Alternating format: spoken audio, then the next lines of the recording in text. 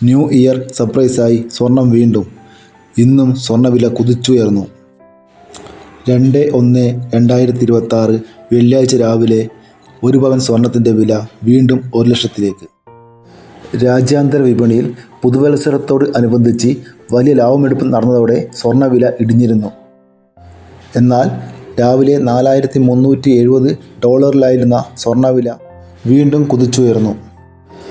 ഇന്നലെ 1 ഗ്രാം സ്വർണത്തിന് 12,380 രൂപയായിരുന്നു.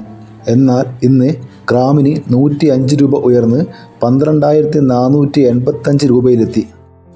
അതുപോലെ 1 പവൻ സ്വർണത്തിന് ഇന്നലെ 99,040 രൂപയായിരുന്നു.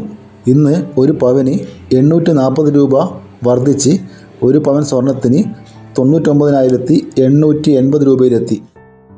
ഇന്നലെ സ്വർണത്തിന് റെക്കോർഡിൽ നിന്ന് താഴേക്ക് ഇറങ്ങിയതോടെ സ്വർണ്ണവില ഇനിയും കുറയുമോ എന്നാണ് എല്ലാവരുടെയും ചോദ്യം.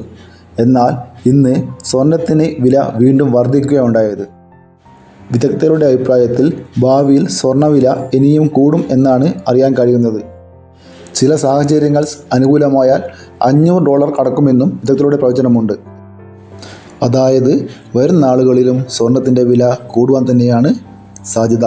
ഇതോടെ വീഡിയോ പൂർണ്ണമാകുന്നു. ലൈക്ക് ചെയ്യാൻ മറക്കല്ലേ. Thank you.